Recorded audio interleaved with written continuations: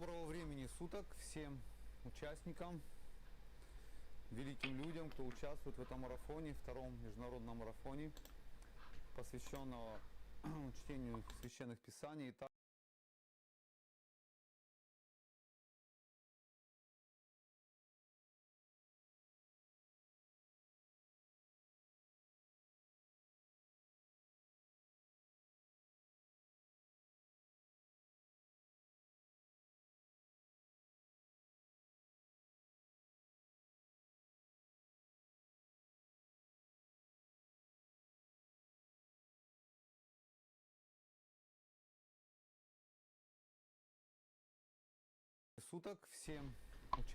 Good morning, all the participants, the great people who are participating in this great marathon that is dedicated to reading the Holy Scriptures, that's dedicated to all living entities who need help, spiritual help, psychological help. And this is the following day. We're reading Sri Caitanya Caritamrta today, the wonderful pastimes of Lord Caitanya that happened around 500 years ago on our earth. We're very lucky that we get to see this because God comes very rarely in this form, especially in this area. Devotees are, when information comes, when some sort of knowledge comes about the personal form of God, there's different commandments, different writings, spiritual teachings. But people don't know very much about God himself. They say that God is love, God is the Father, He's the Creator, and so on. But His personality, His emotions, His desires, His abode, it's not very rarely they talk about these things.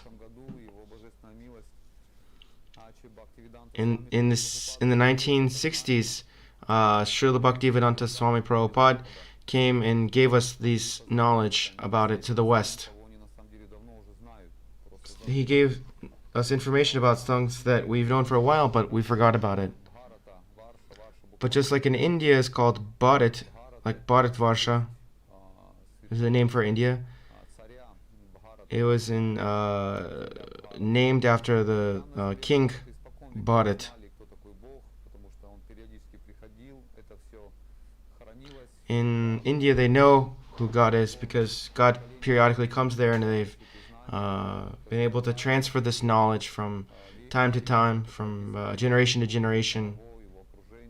They can tell you about His personality, His associates, and so on. And there, people are educated. They're the most educated people on the planet.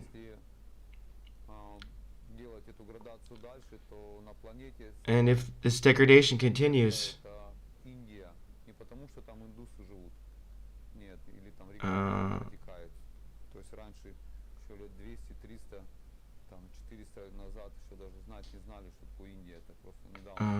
people haven't known what India is for a long time. It's just been opened up. India is a newer name. Bharatvarsh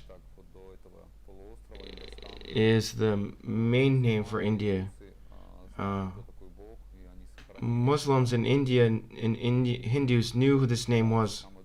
They knew God. They knew who God is. But there's an area in India that's more powerful than the rest of India. You can say like there's a city of Moscow, and the best place in Moscow is the Kremlin. It's the most famous part of Moscow. And also in India, the best place in India is Bengal. Because the most holy people have always lived in there, in Bengal. There's a place called Mayapur. It's the epicenter. It's the epicenter. Why? Because there Lord Chaitanya appeared. It has the most educated people there. They came there on pilgrimage to gain knowledge there.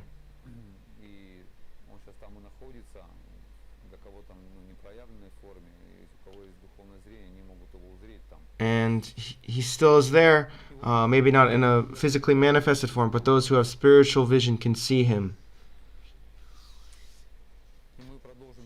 And we're continuing to read, hear about these pastimes of the Lord. His associates, his devotees saved this information so that we can enjoy the greatness of the of the pastimes of Lord Chaitanya. We're going to read a prayer to set the mood.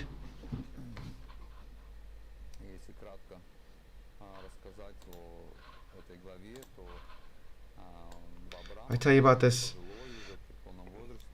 chapter in short, chapter 5, that there was two older Brahmanas who were older. They were on pilgrimage, and they helped him do this.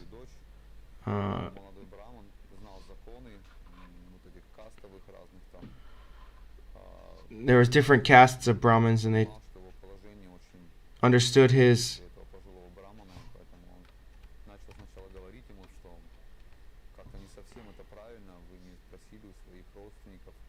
They asked about getting married, but you didn't ask about getting married. How can I get married outside of my caste? And they hope that the person that's asking for marriage, hoping for a better marriage. And this Brahmin said, here, you can ask him. He can be a witness to your marriage. And this Brahmin had said before the Lord Gopal,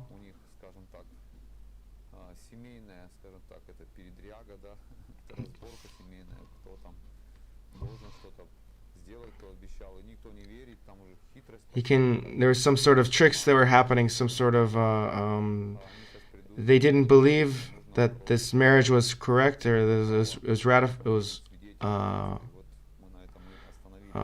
lawful marriage, and this is where we stopped.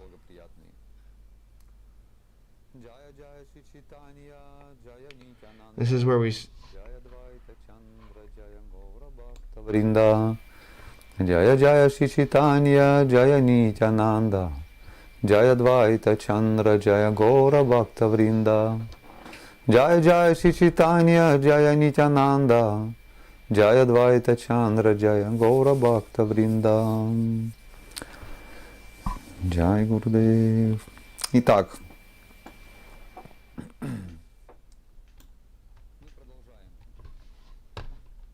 we're continuing to read.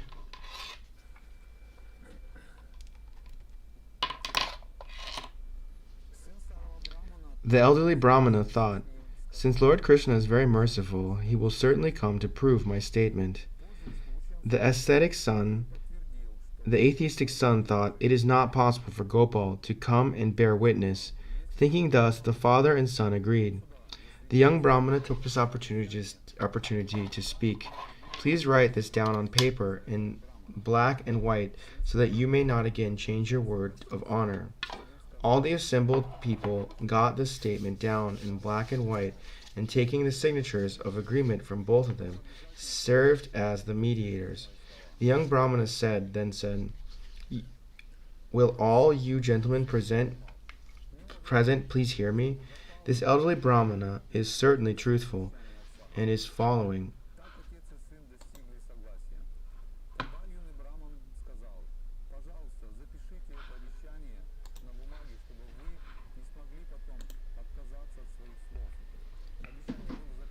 The young Brahmana then said, will all you gentlemen present please hear me?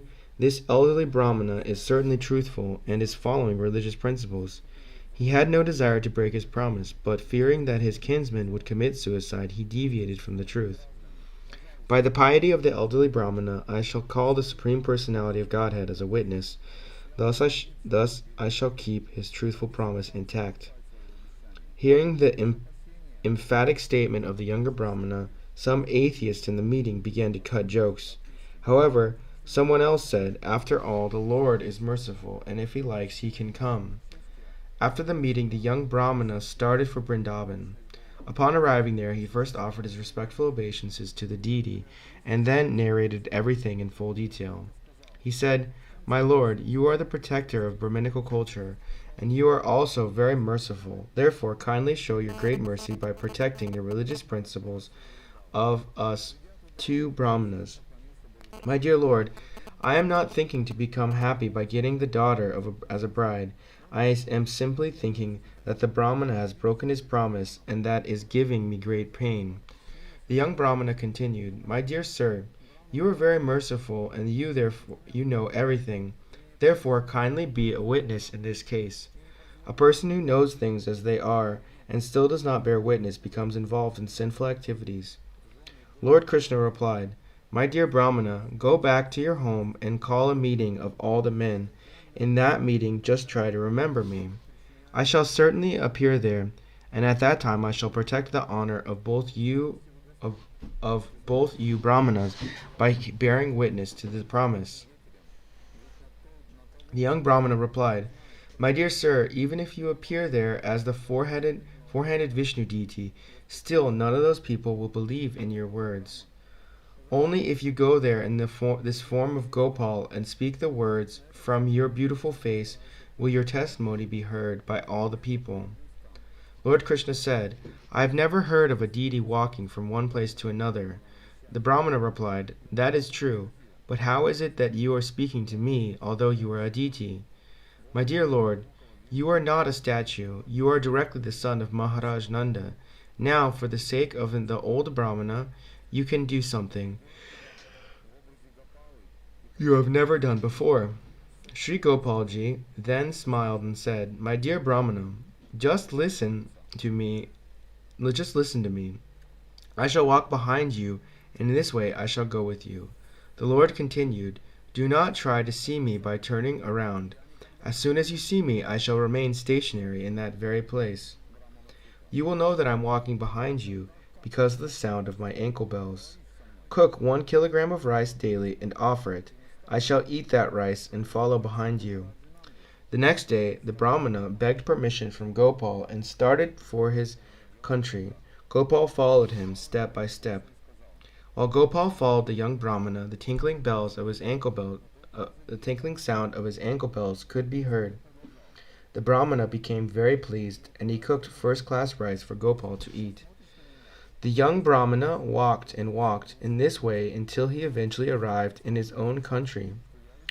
When he neared his own village, he began to think as follows: "I have now come to my village, and I shall go to my home and tell all the people that the witness has arrived." The Brahmana then began to think that the people didn't directly see the Gopal deity. They would not believe that he had arrived. But even if Gopal stays here, he thought, there is still nothing to fear. Thinking this, the Brahmana turned to look back, and he saw that Gopal, the Supreme Personality of Godhead, was standing there smiling. The Lord told the Brahmana, "Now you can go home. I shall stay here and shall not leave." The young Brahmana then went to the town and informed all the people about Gopal's arrival. Hearing this, the people were struck with wonder. All the townspeople went to see the witness Gopal, and when they saw the Lord actually standing there, they all ordered their respectful obeisances. When the people arrived, they were very pleased to see the beauty of Gopal, and when they heard that he actually walked there, they were all surprised. Then the elderly Brahmana, being very pleased, came forward and immediately fell like a stick in front of Gopal. Thus, in the presence of all the townspeople, Lord Gopal bore witness that the elderly Brahmana had offered his daughter in charity to the young Brahmana. After the marriage ceremony was performed, the Lord informed both Brahmanas, "You two Brahmanas are my eternal servants, birth after birth." The Lord continued, "I have become very much pleased by the truthfulness of both. Now you can ask for a benediction." Thus, with great pleasure, the two Brahmanas begged for a benediction. The Brahmana said, "Please remain here so that people all over the world will know how merciful you are to your servants." Lord Gopal stayed, and the two Brahmanas engaged in his service. After hearing of the incident, many people from different countries began to come see Gopal. Eventually, the king of that country heard this wonderful story, and he also came to see Gopal, and thus became very satisfied. The king constructed a nice temple, and regular service was executed. Gopal became very famous under the name of Shakshi Gopal, the Witness Gopal. Thus, Shakshi Gopal stayed in Vijayanagara and accepted service for a very long time. Later there was a fight, and this country was conquered by King Purushottama Deva of Orissa. That king was victorious over the king of Vijayanagara, and he took possession of his throne. The Manikya Simhasana, which was bedecked with many jewels. King Purushottama Deva was a great devotee and was advanced in the civilization of the Aryans. He begged at the lotus feet of Gopal, "Please come to my kingdom." When the king begged him to come to his kingdom, Gopal, who was already obliged for his devotional service, accepted his prayer. Thus the king took the Gopal deity and went back to Kataka. After winning the Manikya throne, King Purushottama Deva took it to Jagannath Puri and presented it to Lord Jagannath.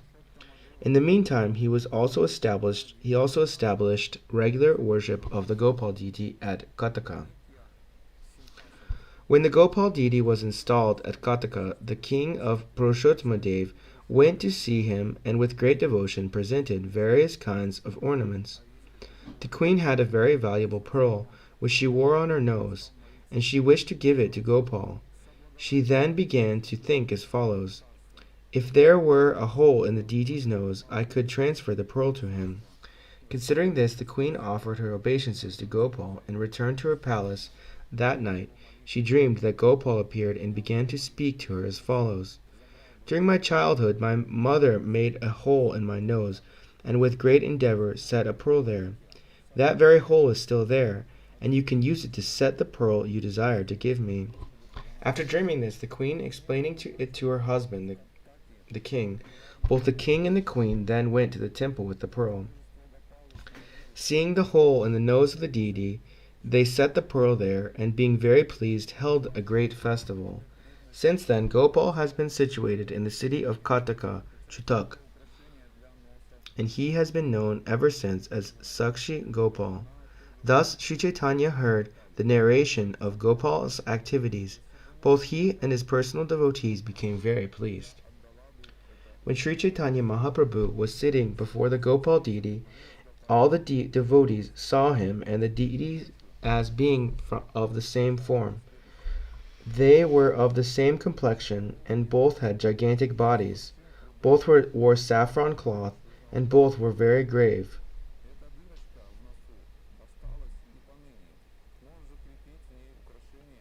The devotees saw that both Lord Chaitanya Mahaprabhu and Gopal were brilliantly effulgent and had eyes like lotuses.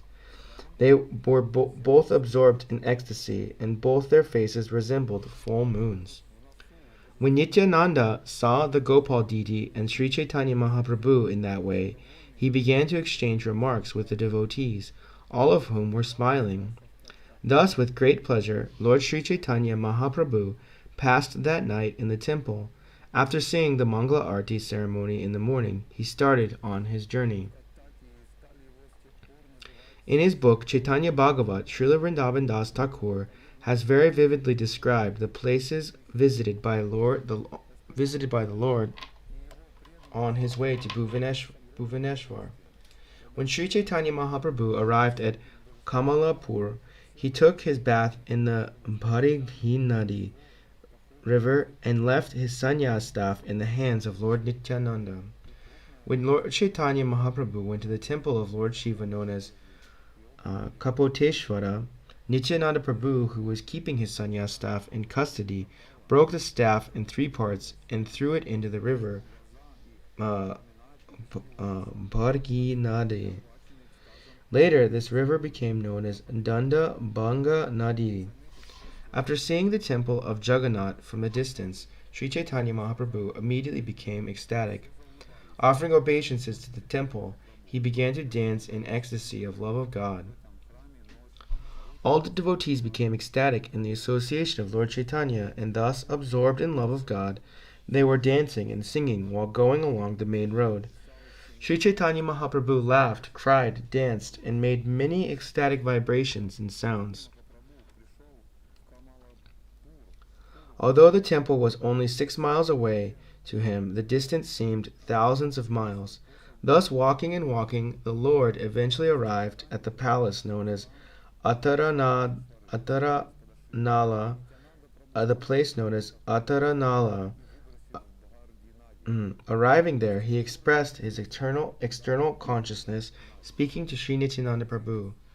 When Lord Chaitanya Mahaprabhu had thus regained external consciousness, he asked Lord Nityananda Prabhu, "Please return my staff." Nityananda Prabhu then replied, "It has been broken into 3 parts." Nityananda Prabhu said, "When you fell down in ecstasy, I caught you, but both of us together fell upon the staff. Thus the staff broke under our weight. Where the pieces have gone, I cannot say. It is certainly because of my offense that your staff was broken. Now you can punish me on this account as you think proper." After hearing the story about how his staff had been broken, the Lord expressed a little sadness and, displaying a bit of anger, began to speak as follows. Chaitanya Mahaprabhu said, "You have all benefited me by bringing me to Nilachala. However, my only possession was that one staff, and you have not kept it. So, all of you should go before or behind me to see Lord Jagannath. I shall not go with you." Mukundatta told Sri Chaitanya Mahaprabhu, "My lord, you should go ahead and allow all the others to follow. We shall not go with you." Sri Chaitanya Mahaprabhu then began to walk very swiftly before all the other devotees. No one could understand the real purpose of the 2 lords, Lord Chaitanya Mahaprabhu and Nityananda Prabhu.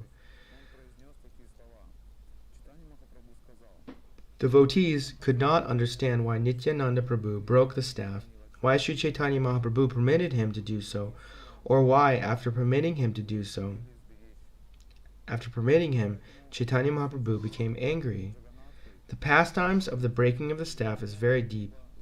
Only one whose devotion is fixed upon the lotus feet of the 2 lords can understand it. The glories of Lord Gopal, who is merciful to Brahmanas, are very great.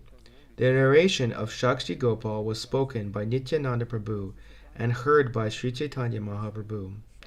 One who hears this narration of Lord Gopal with faith and love very soon attains the lotus feet of Lord Gopal.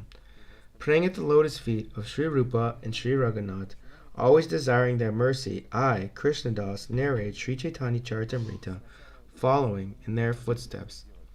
Thus end Chapter 5, the activities of Shakshi Gopal.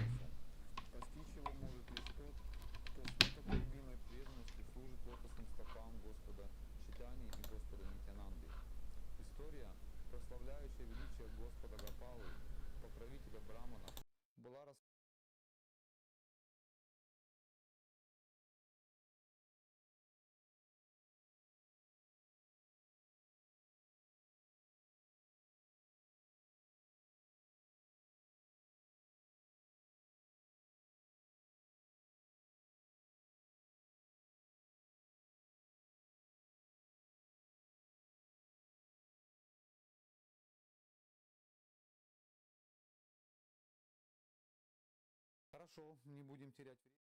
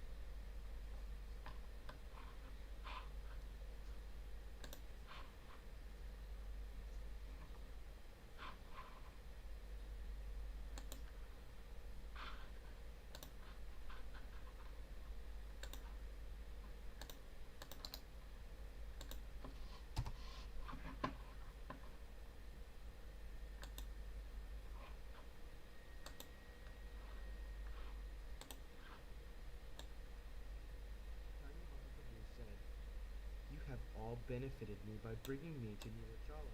However, my only possession was that one staff, and you have not kept it.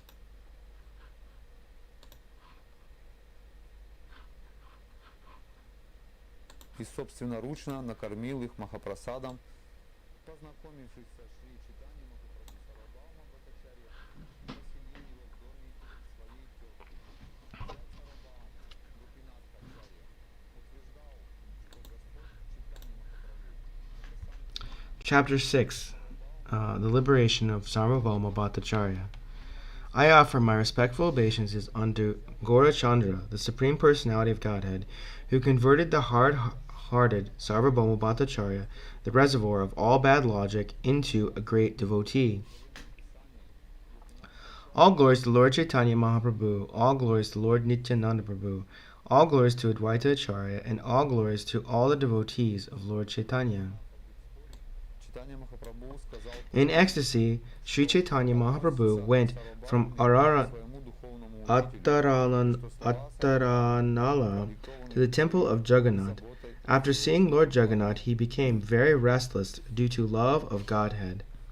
Lord Sri Caitanya Mahaprabhu went swiftly to embrace Lord Jagannath, but when he entered the temple, he was so overwhelmed with love of Godhead that he fainted to the floor. When Sri Caitanya Mahaprabhu fell down, Sarvabhauma Bhattacharya happened to see him. When the watchman threatened to beat the Lord, Sarvabhauma Bhattacharya immediately forbade him. Sarvabhauma Bhattacharya was very surprised to see the personal beauty of Lord Caitanya Mahaprabhu, as well as the transcendental transformations wrought on his body due to love of Godhead.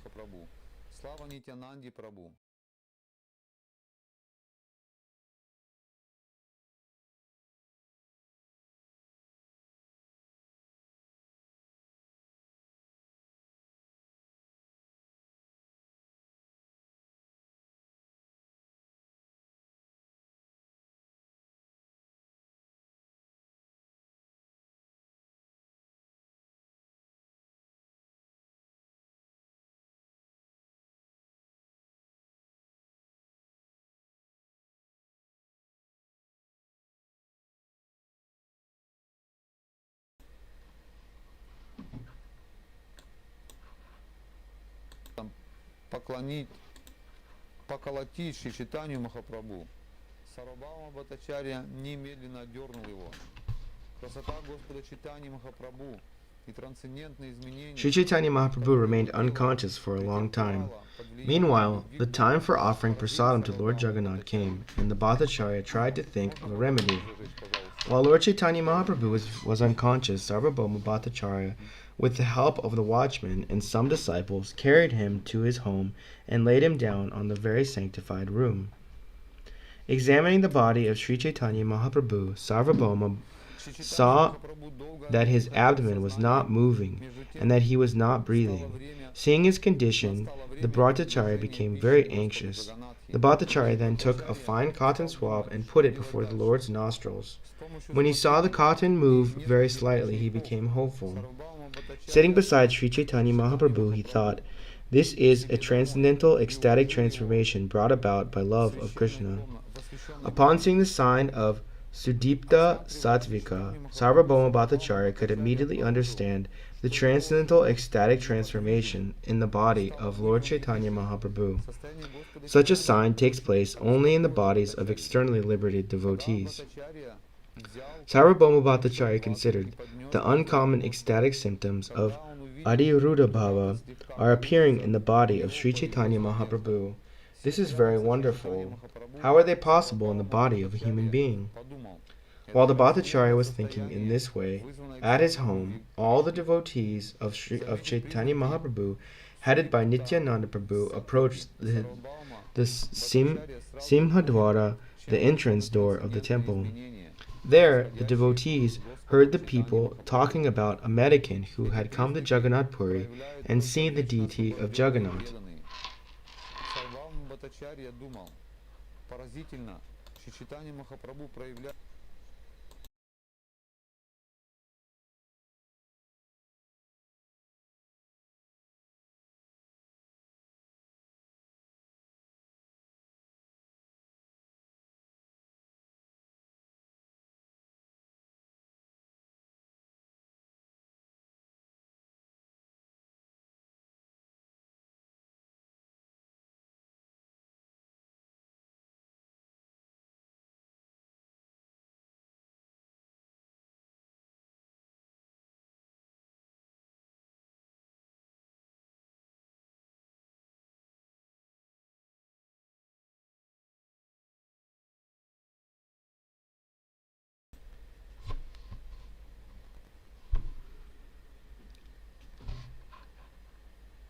Бхаттачарья был уроженцем Надии, затем Вишарады, зятем Вишарады и преданным Чайтаньи Махапрабху. The people said that the sannyasi had fallen unconscious upon seeing the deity of Lord Jagannath.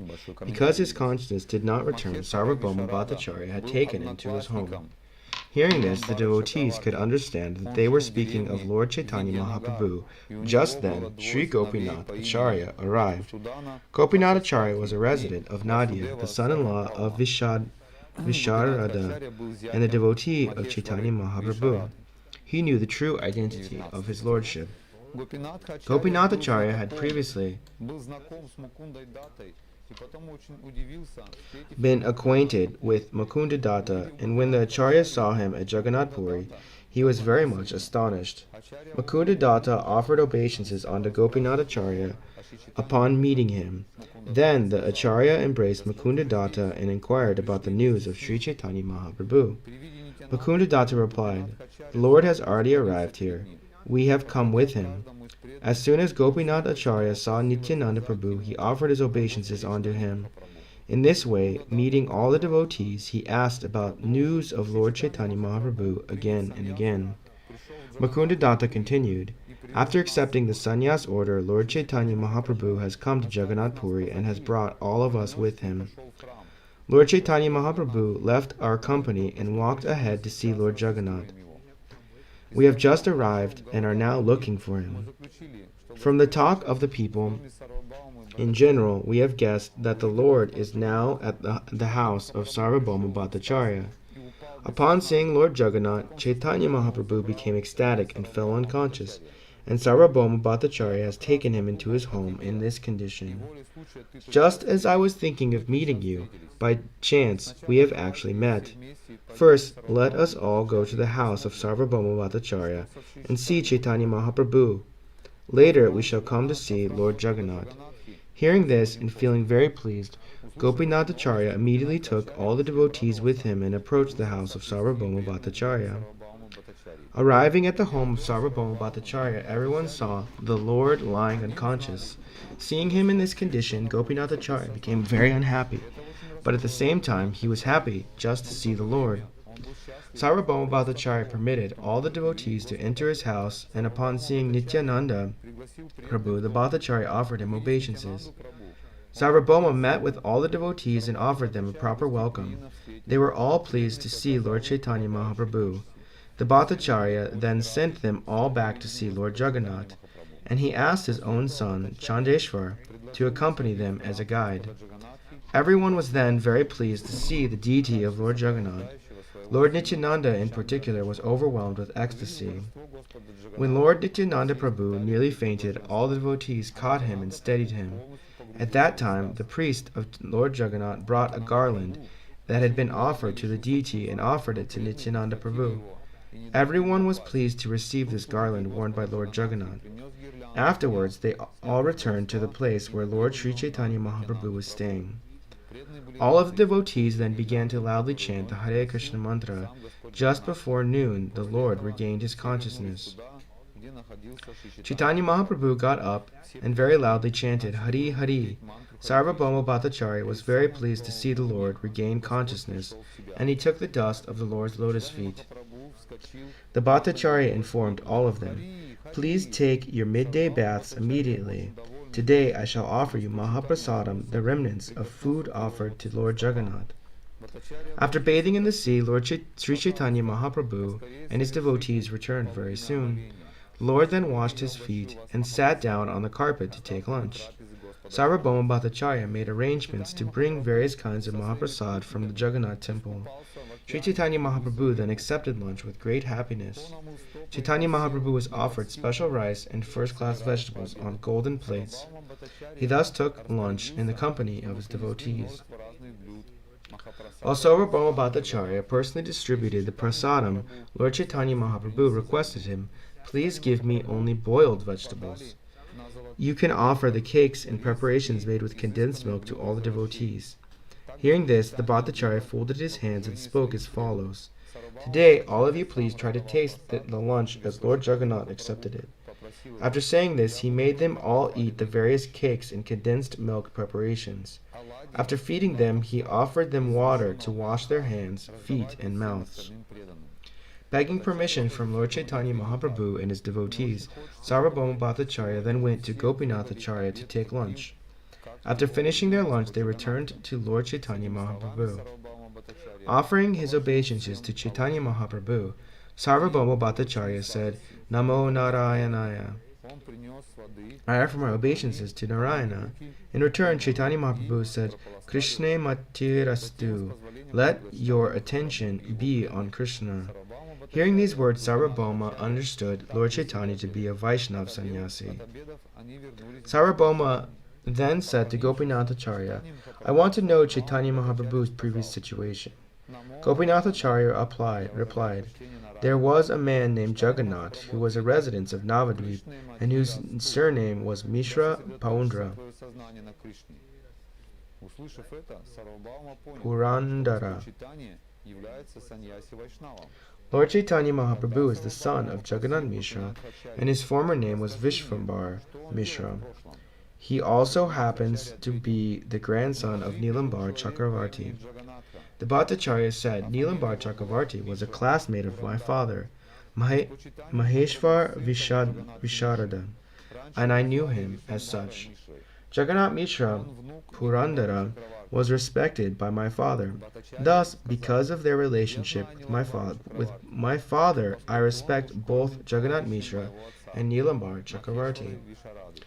Hearing that Sri Chaitanya Mahaprabhu belonged to the Nadia district, Sarvabhauma Bhattacharya became very pleased and addressed the Lord as follows. You are naturally respectable. Besides, you are a sannyasi. Thus, I wish to become your personal servant. As soon as Chaitanya Mahaprabhu heard this from the Bhattacharya, he immediately remembered Lord Vishnu and began to speak humbly to him as follows.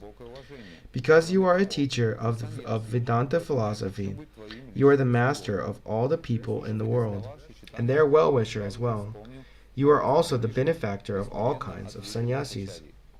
I am a young sannyasi, and I actually have no knowledge of what is good and what is bad.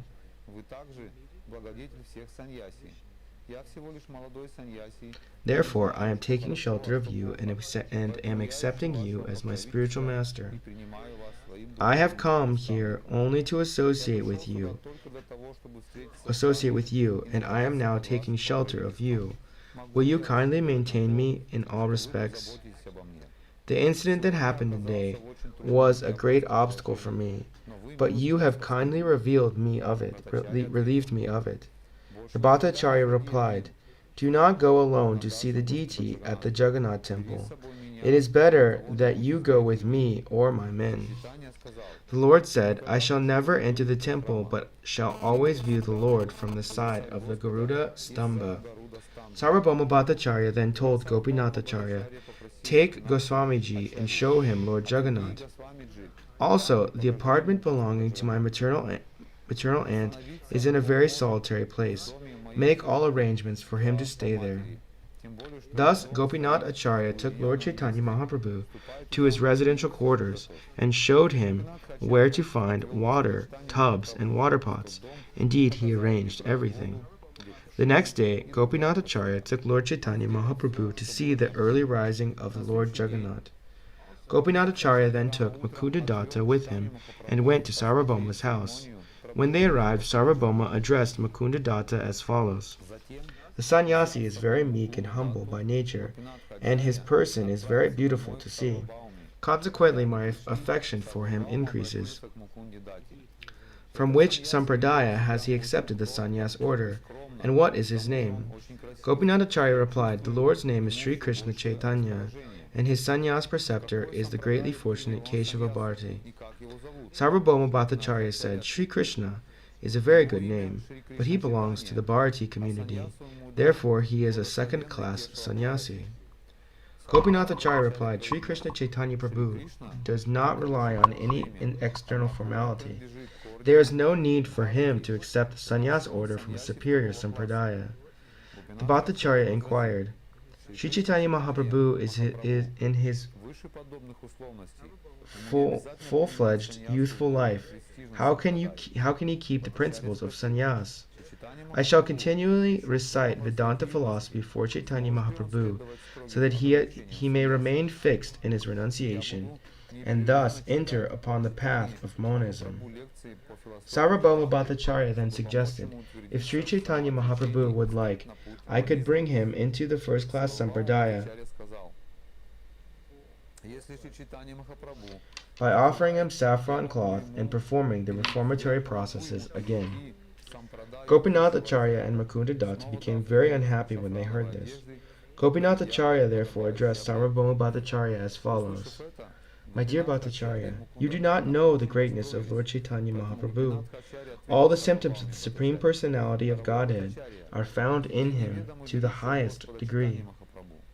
Gopinath Acharya continued, Lord Chaitanya Mahaprabhu is celebrated as the Supreme Personality of Godhead.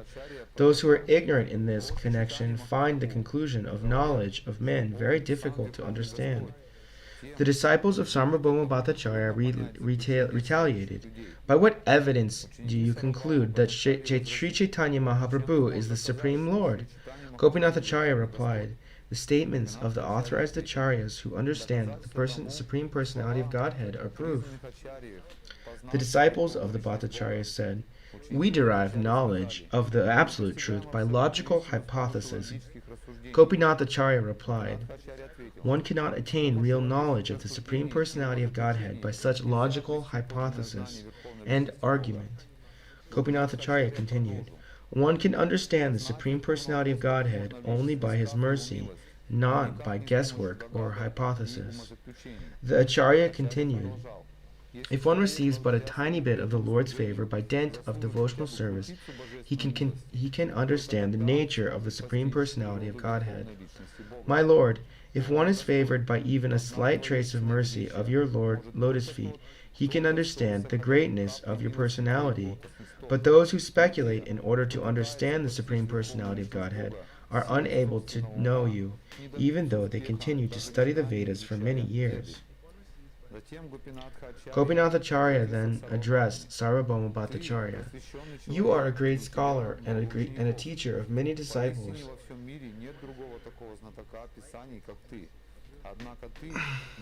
Indeed, there is no other scholar like you on earth.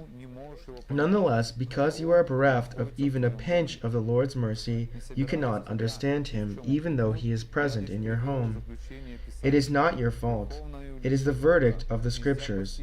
You cannot understand the Supreme Personality of Godhead simply by scholarship. Sarvabhauma Bhattacharya replied, my dear Gopinath Acharya, please speak with great care.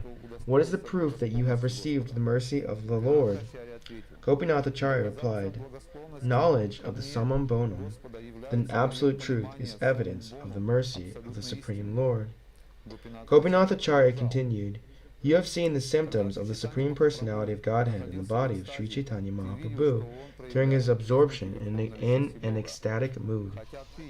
Despite directly perceiving the symptoms of the Supreme Lord in the body of Sri Chaitanya Mahaprabhu, you cannot understand him. This is commonly called illusion. A person influenced by the external energy is called Bahir Mukha Jana, a mundane person, because despite his perception he cannot understand the real substance. Hearing Gopinath Acharya say this, Sarvabhauma Bhattacharya smiled and began to speak as follows. The Bhattacharya said, we are just having a discussion among friends and considering the points described in the Scriptures. Do not become angry. I am simply speaking on the strength of the Shastras. Please do not take any offense. Sri Chaitanya Mahaprabhu is certainly a great uncommon devotee, but we cannot accept him as an incarnation of Lord Vishnu because, according to Shastra, there is no incarnation in this age of Kali.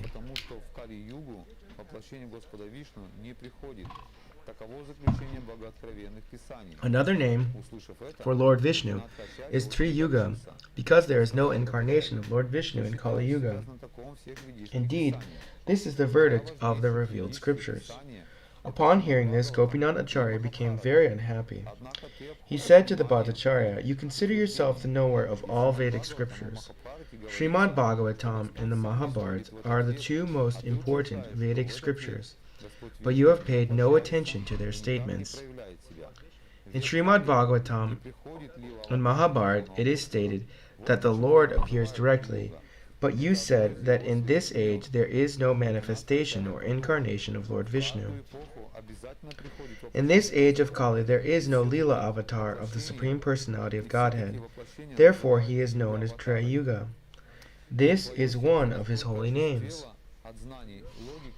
Gopinath Acharya continued, "There is certainly an incarnation in every age, and such an incarnation is called the Yuga avatar, but your heart has become so hardened by logic and argument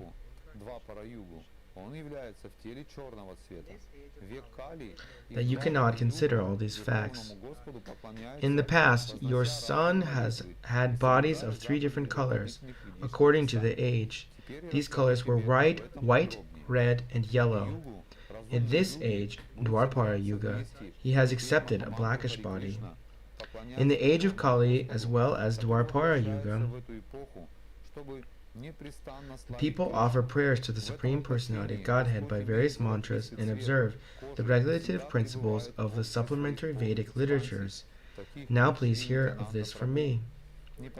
In this age of Kali, those who are intelligent perform the congregational chanting of the Hare Krishna Mahamantra, worshipping the Supreme Personality of Godhead, who appears in this age, always describing the glories of Krishna. That incarnation is yellowish in hue and is always associated with his plenary expansions, such as Nityananda Prabhu, and personal expansions such as Gadadhar, as well as his devotees and associates, such as Swarup Damodar. The Lord, in the incarnation of Gaurasundar, has a golden complexion. Indeed, his entire body, which is very nicely constituted, is like molten gold. Sandalwood pulp is smeared all over his body. He will take the 4th order of spiritual life, sannyas, and will be very much self-controlled.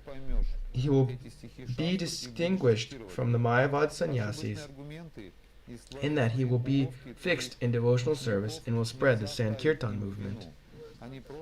Gopinath Acharya then said, "There is no need to quote so much evidence from the Shastra, for you are a very dry speculator.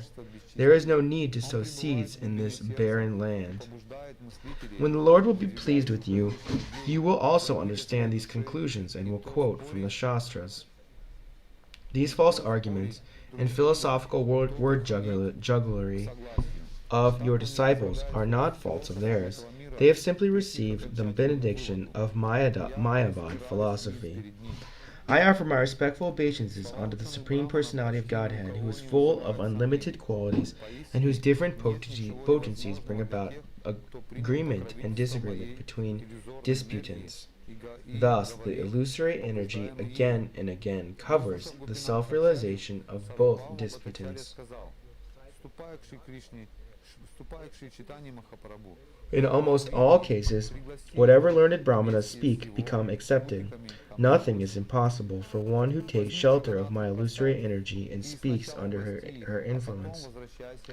After hearing this from Gopinath Acharya, Sarvabhauma Bhattacharya said, "First go to the place where Sri Caitanya Mahaprabhu is staying and invite him here with his associates. Ask him on my account. Take Jagannath Prasadam and first give it to Caitanya Mahaprabhu and his associates. After that, come back here and teach me well." Gopinath Acharya was the brother-in-law of Sarvabhauma Bhattacharya. Therefore, their relationship was very sweet and intimate. Under the circumstances, Gopinath Acharya taught him by sometimes blaspheming him, sometimes praising him, and sometimes laughing at him. This had been going on for some time.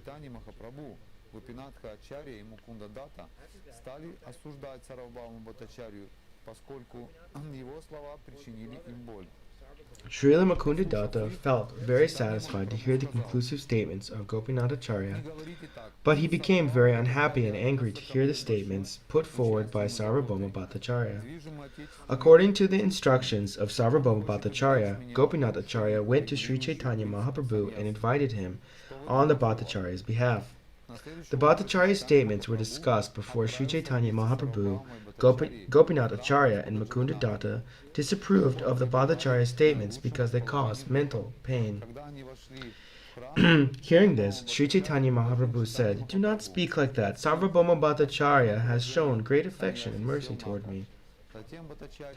Out of paternal affection for me, he wants to protect me and see that I follow the regulative principles of a sannyasi. What fault is there in that?" The next morning, Sri Chaitanya Mahaprabhu and Sarvabhauma Bhattacharya together visited the temple of Lord Jagannath. Both of them were in a very pleasant mood. When they entered the temple, Sarvabhauma Bhattacharya offered Chaitanya Mahaprabhu a seat, while he himself sat down on the floor out of due respect for a sannyasi. He then began to instruct Lord Chaitanya Mahaprabhu on Vedanta philosophy, and out of affection and devotion he spoke to the Lord as follows.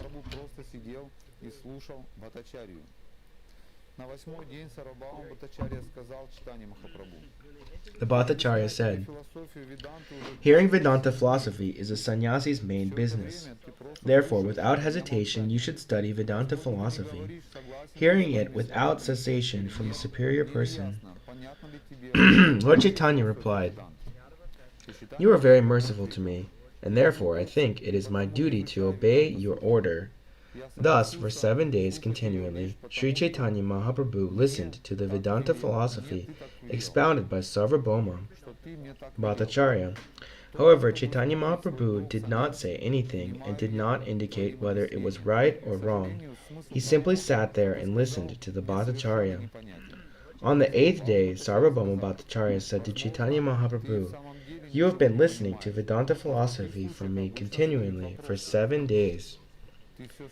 You have simply been listening fixed in your silence. Since you do not say whether you think it is right or wrong, I cannot know whether you are actually understanding Vedanta philosophy or not."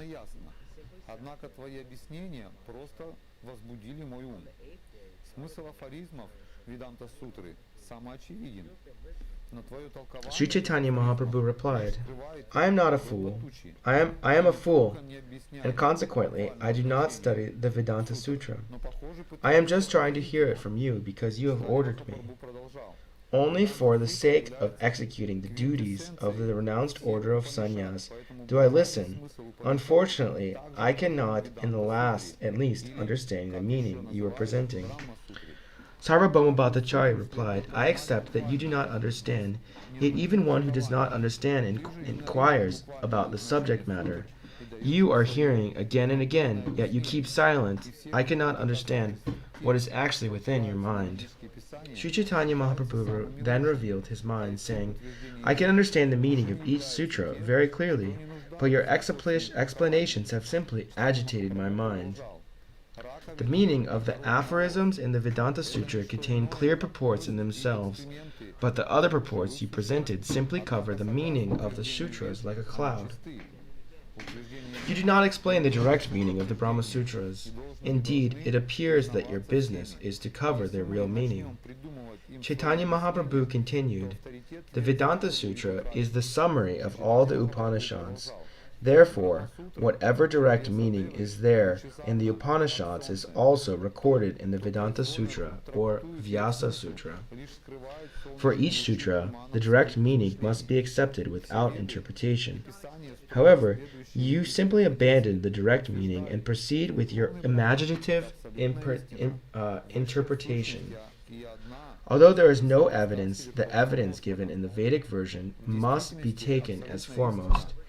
Vedic versions understood directly are first-class evidence." Chaitanya Mahaprabhu continued, "Conch shells and cow dung are nothing but the bones and the stool of some living entities, but according to the Vedic version they are both considered very pure. The Vedic statements are self-evident. Whatever is stated there must be accepted. If we interpret according to our own imagination, the authority of the Vedas is immediately lost. Sri Caitanya Mahaprabhu continued, the Brahma Sutra compiled by Srila Vyasadeva is as radiant as the sun. One who tries to interpret its meaning simply covers that sunshine with a cloud. All the Vedas and literature that strictly follow the Vedic principles explain the Supreme Brahman is the Absolute Truth, the greatest of all, and the feature of the Supreme Lord. Actually, the Supreme Absolute Truth is a person, the Supreme Personality of Godhead. Full with all opulences, you are trying to explain him as impersonal and formless. Wherever there is an impersonal description in the Vedas mean to establish that everything belonging to the Supreme Personality of Godhead is transcendental and free of mundane characteristics. Sri Caitanya Mahaprabhu continued, whatever Vedic mantras describe the Absolute Truth impersonally only prove in the end that the Absolute Truth is a person. The Supreme Lord is understood in two features, impersonal and personal. If one considers the Supreme Personality of Godhead in both features, he can actually understand the Absolute Truth. He knows that the personal understanding is stronger because we see that everything is full of variety. No one can see anything that is not full of variety. Everything in the cosmic manifestation emanates from the Absolute Truth, remains in the Absolute Truth, and after annihilation, again enters the Absolute Truth. The personal features of the Supreme Personality of Godhead are categorized in three cases, namely, ablative, instrumental, and locative.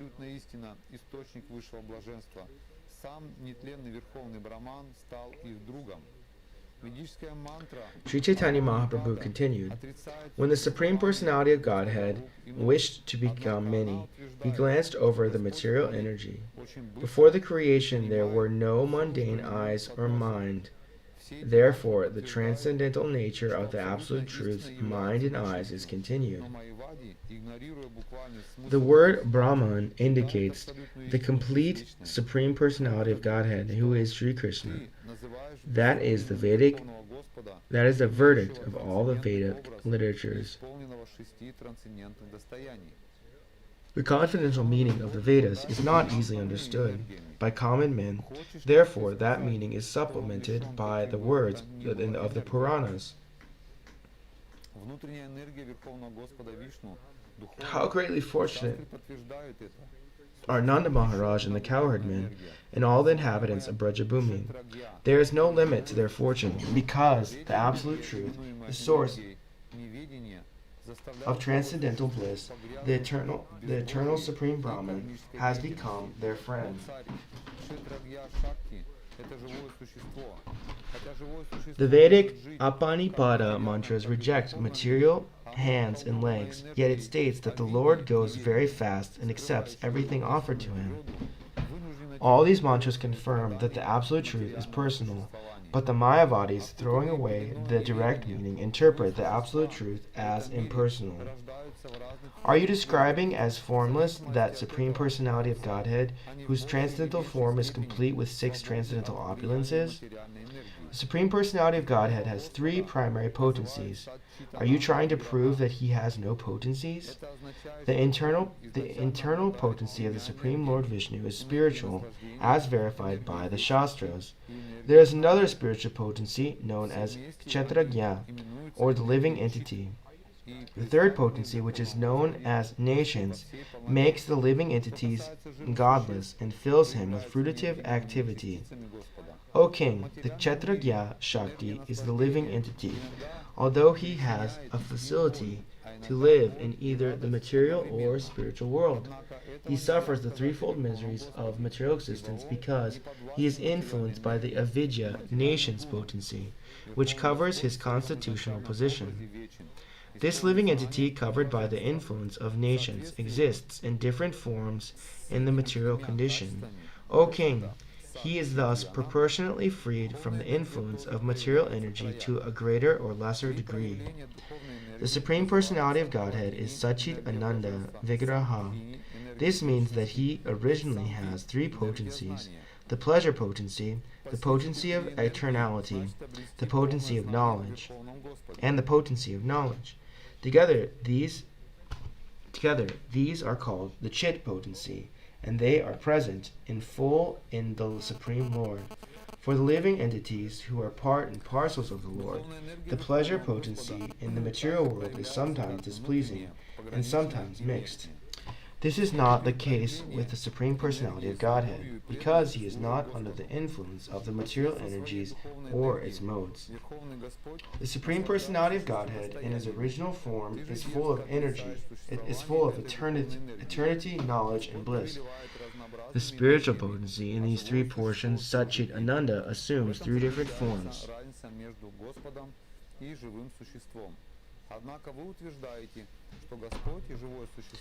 The three portions of the spiritual potency are called Hladini, the bliss portion, Sandini, the eternity portion, and Samvit, the knowledge portion.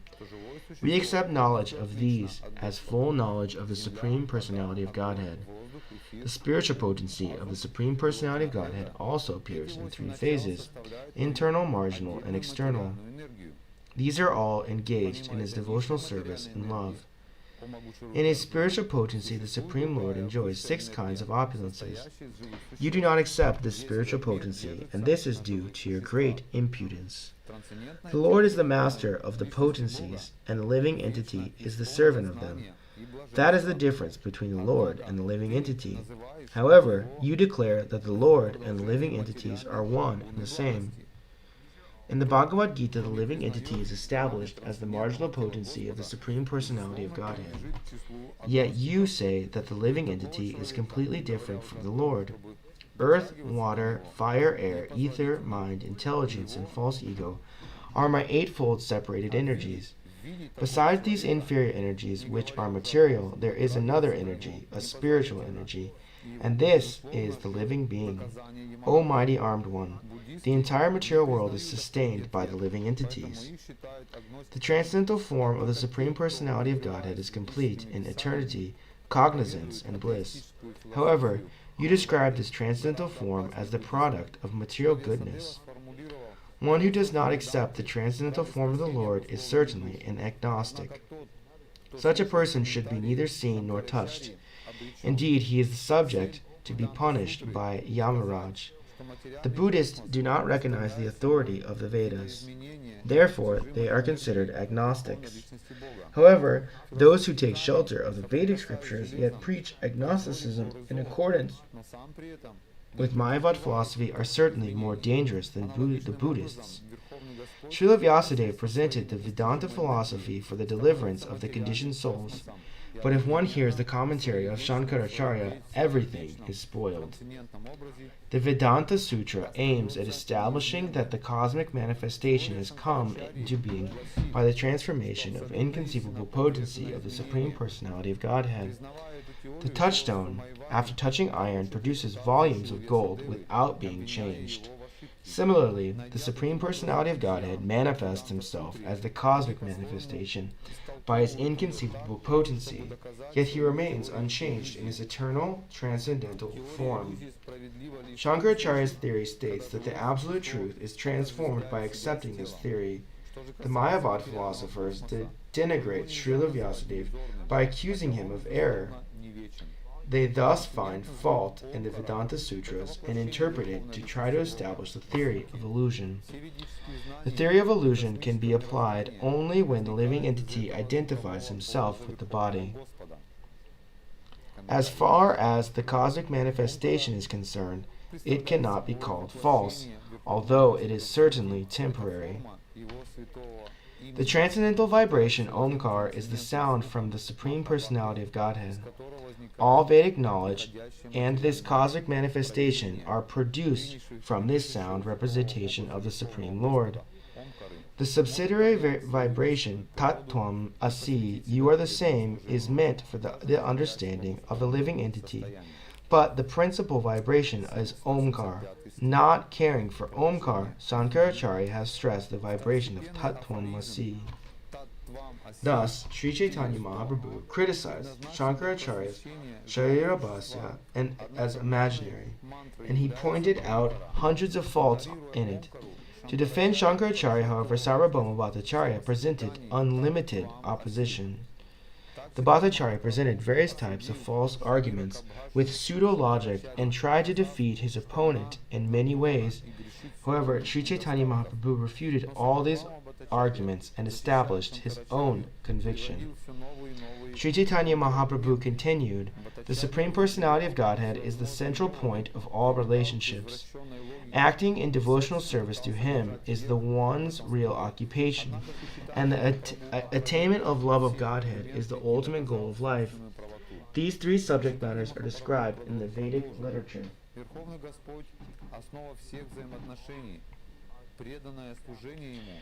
If one tries to explain the Vedic literature in a different way, he is indulging in imagination. Any interpretation of the self-evident Vedic version is simply imaginary. Actually, there is no fault on the part of Shankaracharya.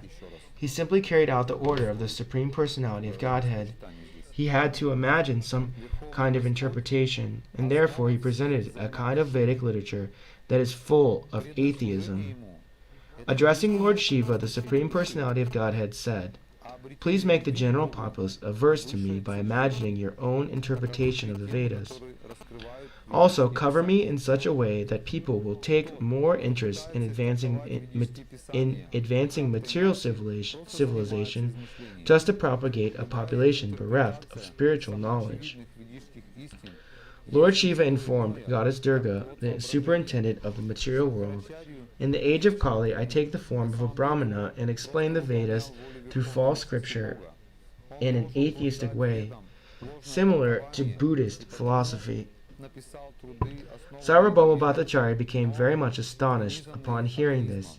He became stunned and said nothing. Lord Sri Chaitanya Mahaprabhu then told him to not be astonished. Actually, devotional service unto the Supreme Personality of Godhead is the highest perfection of human activity. Even the self-satisfied sages perform devotional service to the Supreme Lord. Such are the transcendental qualities of the Lord. They are full of inconceivable spiritual potency.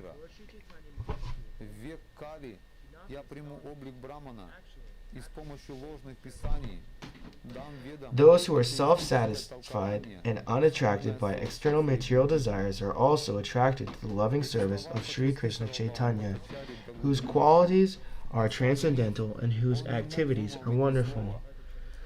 Hari, the personality of Godhead, is called Krishna because he has such transcendently attractive features. After hearing the Atmaram verse, Sarvabhauma Bhattacharya addressed Sri Chaitanya Mahaprabhu. "My dear sir, please explain this verse. I have a great desire to hear your explanation of it." The Lord replied, "First let me hear your explanation. After that I shall try to explain what little I know." Sarvabhauma Bhattacharya then began to explain the Atmaram verse, and according to the principles of logic he put forward various propositions. The Bhattacharya explained that the Atmaram verse in the 9 different ways on the basis of scripture. After hearing his explanation, Sri Chaitanya Mahaprabhu, smiling a little, began to speak. Sri Chaitanya Mahaprabhu said, "My dear Bhattacharya, you are exactly like Brihaspati, the priest of the heavenly kingdom. Indeed, no one in this world has the power to explain the scriptures in such a way."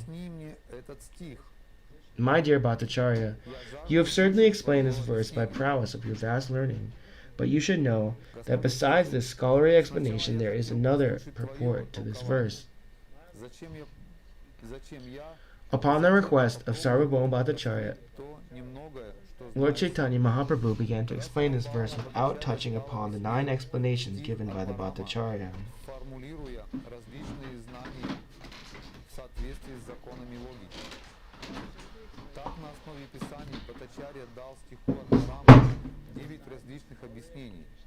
Выслушав их, There are 11 words in the Atmaram verse, and Sri Chaitanya Mahaprabhu explained each word one after the other.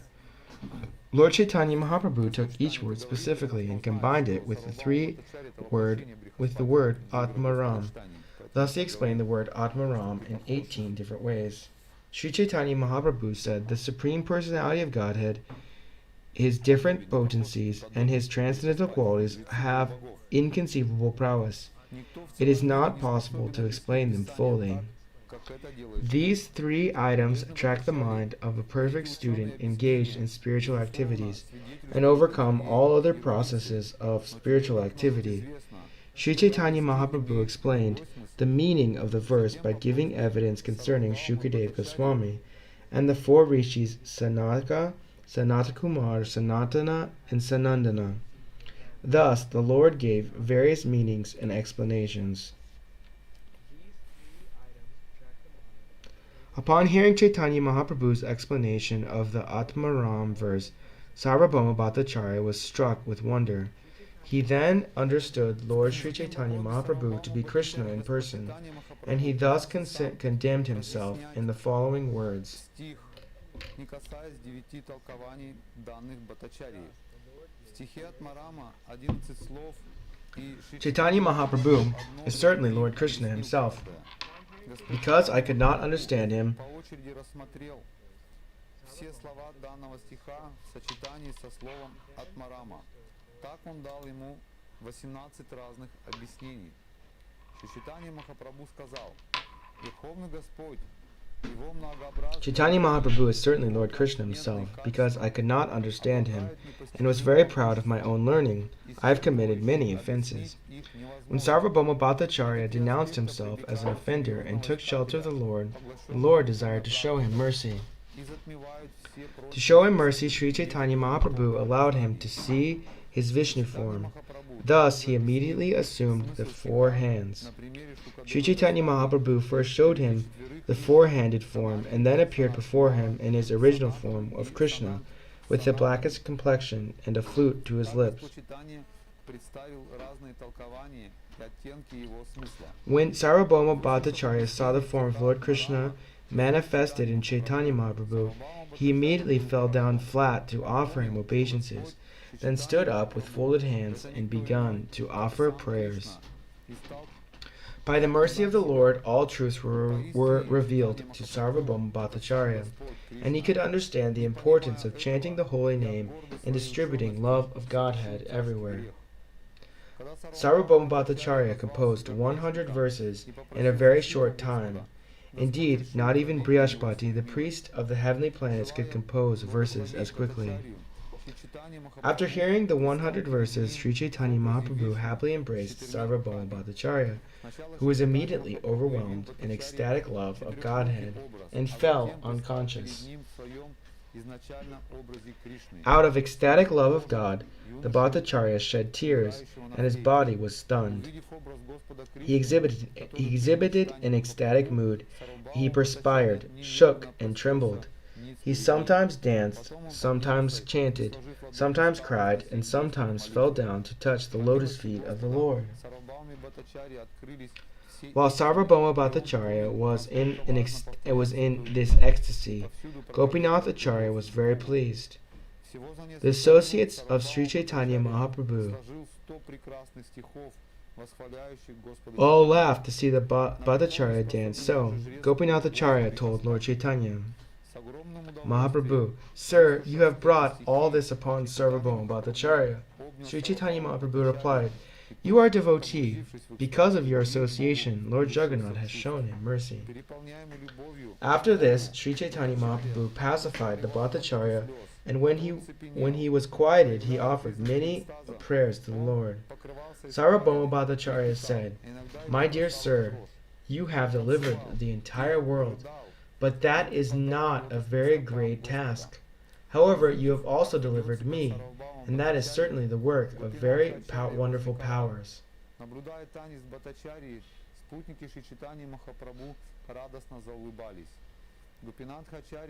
I had become dull-headed due to reading too many books on logic. Consequently, I had become like an iron bar. Nonetheless, you have melted me, and therefore your influence is very great. After hearing the prayers offered by Sarvabhauma Bhattacharya,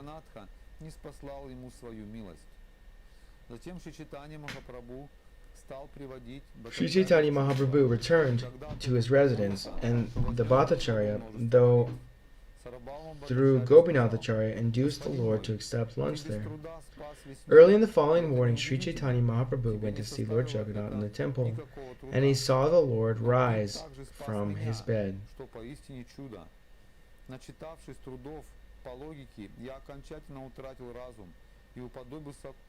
The priest there presented him with garlands and prasadam that had been offered to Lord Jagannath.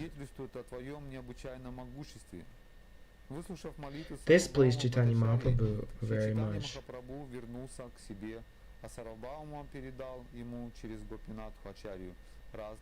Carefully trying the prasadam and garlands and cloth, Chaitanya Mahaprabhu hastened to the house of Sarvabhauma Bhattacharya. He arrived at the Bhattacharya's house with a little before sunrise, just when the Bhattacharya was arising from bed. Sarvabhauma Bhattacharya arose from bed. He distinctly chanted, "Krishna, Krishna." Lord Chaitanya was very pleased to hear him chant the holy name of Krishna. The Bhattacharya noticed Sri Chaitanya Mahaprabhu was outside, and with great haste he went to him and offered prayers onto his lotus feet. The Bhattacharya offered a carpet for the Lord to sit upon, and both of them sat there. Then Sri Chaitanya Mahaprabhu opened the prasadam and placed it in the hands of the Bhattacharya. At that time the Bhattacharya had not even washed his mouth, nor had he taken his bath or finished his morning duties. Nonetheless, he was very pleased to receive the prasadam of Lord Jagannath. By the mercy of Sri Chaitanya Mahaprabhu, all the dullness in the mind of Sarvabhauma Bhattacharya was eradicated. After reciting the following two verses, he ate the prasadam offered to him. The Bhattacharya said, "One should eat the Mahaprasadam of the Lord immediately upon receiving it, even though it is dried up, stale, or brought from a distant country. One should consider neither time nor place. The prasadam of Lord Krishna is to be eaten by gentlemen as soon as it is received. There should be no hesitation.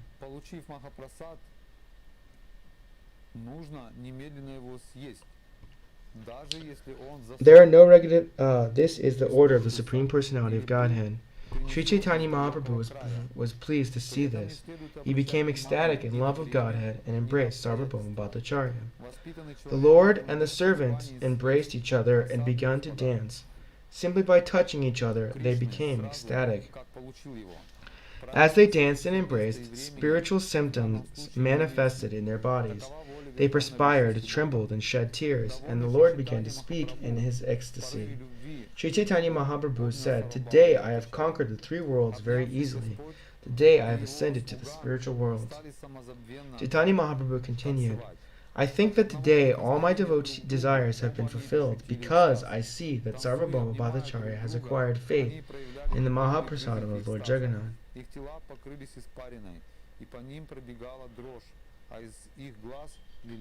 Indeed, today you have undoubtedly taken shelter of the lotus feet of Krishna, and Krishna, without reservation, has become very merciful toward you. My dear Bhattacharya, today you have been released from the material bondage and the bodily conception of life. You have cut to pieces the shackles of the illusory energy. Today your mind has become fit to take shelter of the lotus feet of Krishna, because surpassing the Vedic regulative principles, you have eaten the remnants of food offered to the Lord. When a person takes shelter of the lotus feet of the Supreme Personality of Godhead without reservation, the unlimited merciful Lord bestows his causeless mercy upon him. Thus he can pass over the insurmountable ocean of nations. Those whose intelligence is fixed in the bodily conception who think, "I am this body," are fit food for dogs and jackals. The Supreme Lord never bestows his mercy upon such people.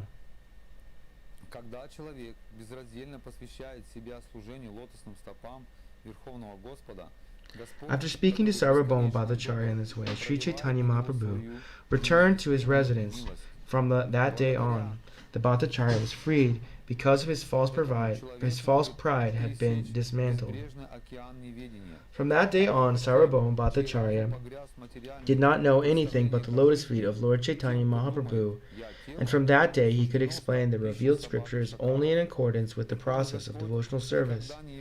Seeing that Sarvabhauma Bhattacharya was firmly fixed in the cult of Vaishnavism, Gopinathacharya, his brother-in-law, began to dance, clap hands, and chant Hari Hari. The next day, the Bhattacharya went to visit the temple of Lord Jagannath, but before he reached the temple, he went to see Chaitanya Mahaprabhu. When he met Lord Chaitanya Mahaprabhu, the Bhattacharya fell down flat to offer him respects. After offering various prayers to him, he spoke of his previous bad disposition with great humility.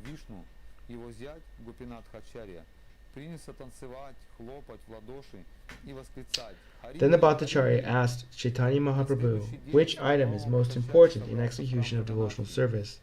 The Lord replied that the most important item was chanting the holy name of the Lord. In this age of quarrel and hypocrisy, the only means of deliverance is the chanting of the holy names of the Lord. There is no other way, there is no other way, there is no other way. Sri Chaitanya Mahaprabhu very elaborately explained the Harinama verse of the Brahmanaradiya Purana, and Sarvabhauma Bhattacharya was struck with wonder to hear his explanation. Gopinathacharya reminded Sarvabhauma Bhattacharya, "My dear Bhattacharya, what I foretold to you has now taken place." Offering his obeisances to Gopinathacharya, the Bhattacharya said, "Because I am related to you and you are a devotee, by your mercy the Lord has shown me mercy."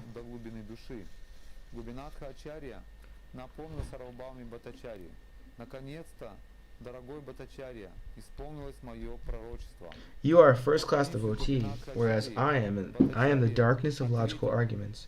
Because of your relationship with the Lord has bestowed his benediction upon me. Sri Chaitanya Mahaprabhu was very pleased with this humble statement, and after embracing the Bhattacharya had said, "Now go and see Lord Jagannath in the temple." After visiting the temple of Lord Jagannath, Sarvabhauma Bhattacharya returned home with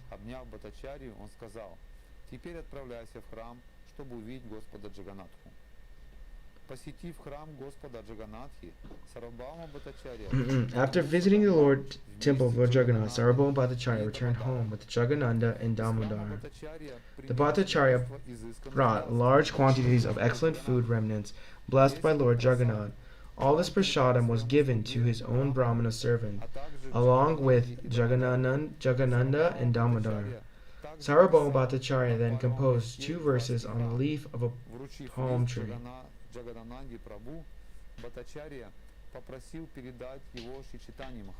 Giving the palm leaf to Jagannanda Prabhu, and the Bhattacharya requested him to deliver it to Sri Chaitanya Mahaprabhu.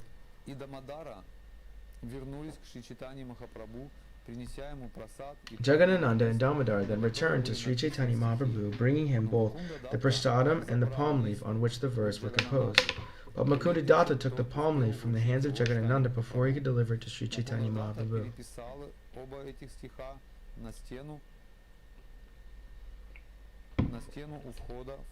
Mukundadatta then copied the 2 verses on the wall outside the room. After this, Jagannanda took the palm leaf from Mukundadatta and delivered it to Lord Chaitanya Mahaprabhu. As soon as Lord Chaitanya Mahaprabhu read the 2 verses, he immediately tore the palm leaf.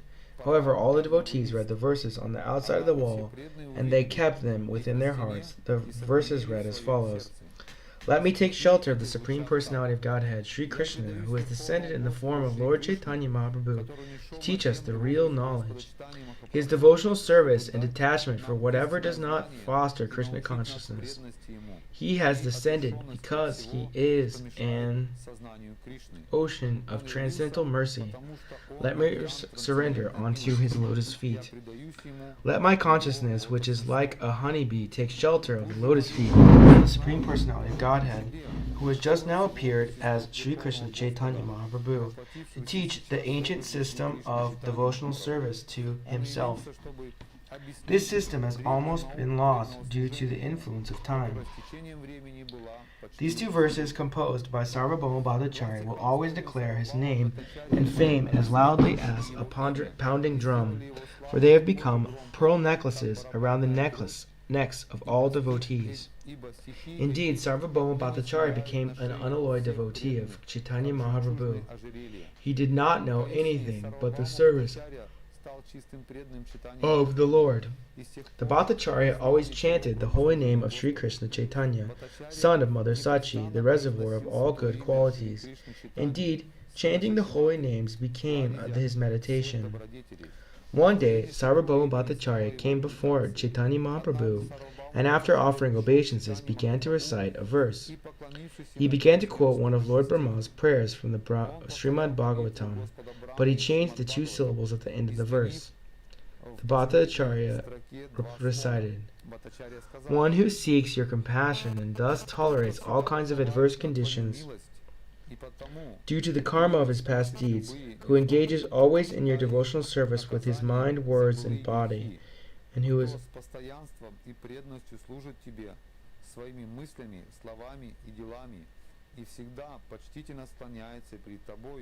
безусловно достоин стать твоим чистым преданным». Шри Чайтанья Махапрабху сразу же спросил, в этом стихе стоит слово муктипаде. Bhattacharya recited, что ты хочешь этим сказать? Сарвабхаума Бхаттачарья ответил, with mind, words, and body, and who always offer obeisances unto you, is certainly a bona fide candidate for becoming your unalloyed devotee. Sri Chaitanya Mahaprabhu immediately pointed out, in that verse, the words Muktipade, but you have changed it to Bhaktipade. What is your intention? Sarvabhauma Bhattacharya replied, the awakening of pure love of Godhead, which is the result of devotional service, far surpasses liberation from material bondage for those averse to devotional service. поносящих его и воюющих с ним ожидают одно и то же наказание – слияние с сиянием Брамана. Но с теми, кто преданно служит Господу, это не происходит. Есть 5 видов освобождения – салокья, самипья, сарупья, саришти и саюджья. Merging into the Brahman effulgence is a kind of punishment. The Bhattacharya continued, the impersonalists who do not accept the transcendental form of the Lord Sri Krishna, and the demons who are always engaged in blaspheming and fighting with him are punished by being merged into the Brahman effulgence. But that does not happen to a person engaged in the devotional service of the Lord. There are 5 kinds of liberations: Salokya, Samipya, Sarupya, Sharsti, and Sayujya. If there is a chance to serve the Supreme Personality of Godhead, a pure devotee sometimes accepts Salokya, Sarupya, Samipya, or Sharsti forms of liberation, but never Sayujya. A pure devotee does not like even to hear about the Sayujya Mukti, which inspires him with fear and hatred. Indeed, the pure devotee would rather go to hell than merge into the effulgence of the Lord. Sarvabhauma Bhattacharya continued, there are 2 kinds of Sayujya Mukti, merging into the Brahman effulgence and merging into the personal body of the Lord. Merging into the Lord's body is even more abominable than merging into his effulgence. Sarvabhauma Bhattacharya concluded, even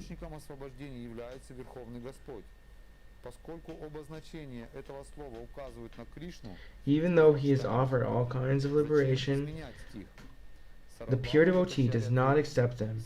He is fully satisfied engaging in the service of the Lord. Lord Sri Chaitanya Mahaprabhu replied, the word Muktipade has another meaning. Muktipada directly refers to the Supreme Personality of Godhead. All kinds of liberation exist under the feet of the Supreme Personality of Godhead. Therefore, he is known as Muktipada. According to another meaning, Mukti is the 9th subject in the Supreme Personality of Godhead, is the shelter of liberation. Since I can understand Krishna according to those meanings, Chaitanya Mahaprabhu said, "What point is there in changing the verse?" Sarvabhauma Bhattacharya replied, I was not able to give that reading to the verse. Although your explanation is correct, it should not be used because there is ambiguity in the word muktipada. The word mukti refers to the 5 kinds of liberation, but its direct meaning usually conveys the idea of becoming one with the Lord. The very sound of the word mukti immediately induces hate and fear, but when we say the word bhakti, we naturally feel transcendental bliss within the mind. Upon hearing this explanation, the Lord began to laugh. With great pleasure, immediately embraced Sarvabhauma Bhattacharya very firmly. Indeed, that very person who had been accustomed to reading the teachings of Mayavad philosophy was now even hating the word mukti. This was possible only by the mercy of Sri Caitanya Mahaprabhu. As long as it does not turn iron into gold by its touch, one cannot recognize an unknown stone to be a touchstone. Upon seeing transcendental Vaishnavism in Sarvabhauma Bhattacharya, everyone could understand that Lord Chaitanya was none other than Krishna, the son of Nanda Maharaj. After this incident, all the inhabitants of Jagannath Puri, headed by Kashi Mishra, came to take shelter of the lotus feet of the Lord. Later I shall describe how Sarvabhauma Bhattacharya was always engaged in the service of the Lord. I shall also describe in full detail how Sarvabhauma Bhattacharya perfectly rendered service to Sri Chaitanya Mahaprabhu by offering him alms. If one hears these pastimes with love, these pastimes concerning Lord Chaitanya Mahaprabhu meeting with the Sarvabhauma Bhattacharya, he very soon is freed from the net of the speculation and fruitive activity and attains the shelter of Sri Chaitanya Mahaprabhu's lotus feet. Praying at the lotus feet of Sri Rupa and Sri Raghunath, always desiring their mercy, I, Krishna Das, narrate the Sri Caitanya Caritamrta in their footsteps. Only a devotee gives this mercy, a very strong impression on the hearts of all people. To get the mercy of the Lord is not so easy. But from a devotee, it's easy to receive. And so this is a very interesting chapter. It shows how with the help of bhakti,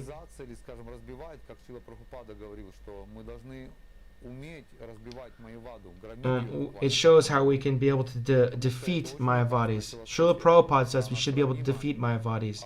It is a very dangerous philosophy. It's like milk that's been touched by the snake's fangs. It becomes even more poisonous after touching it. These Mayavadis take the philosophy and spoil it. Sarvabhauma Bhattacharya, he was using Mayavad philosophy against the devotees of Lord Chaitanya. But let's read a little bit more, if we have a little bit of time. Chapter 7. Lord Chaitanya begins his travels to his tour of South India. Lord Chaitanya Mahaprabhu, being very compassionate toward the Brahmana named... we're going to read the summary first. In his Amrita Prava Vyasa, Srila Bhaktivinoda Thakur summarizes the 7th chapter as follows. Sri Chaitanya Mahaprabhu accepted the renounced order of life in the month of Magha, January, February, and went to Jagannath Puri in the month of Palguna, February, March. He saw the Dola Yatra festival during the month of Palguna, and in the month of Chaitra, he liberated Sarvabhauma Bhattacharya. During this month of Vaishakha, he began to tour South India. When he proposed to travel to South India alone, Sri Nityananda Prabhu gave him a Brahmana assistant named Krishnadas. Then Sri Chaitanya Mahaprabhu was beginning his tour. Sarvabhauma Bhattacharya gave him 4 sets of clothes and requested him to see Ramananda Roy, who was residing at that time on the bank of the river Godavari. Along with other devotees, Nityananda Prabhu accompanied the Lord to Alalanath.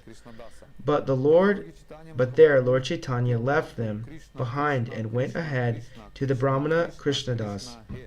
The Lord began chanting the mantra Krishna Krishna Krishna Krishna Krishna Krishna Krishna Hey. In whatever village he spent the night, whenever a person came to see him in his shelter, the Lord implored him to preach the Krishna consciousness movement. After teaching the people of one village, the Lord proceeded to other villages to increase devotees. In this way, he finally reached Kurma Sthana. While there, he bestowed his causeless mercy upon the Brahmana called Kurma and cured another Brahmana named Vasudev, who was suffering from leprosy. After curing this Brahmana leper, Sri Caitanya Mahaprabhu received the title Vasudevamrita Prada, meaning one who delivered the nectar of the leper Vasudev.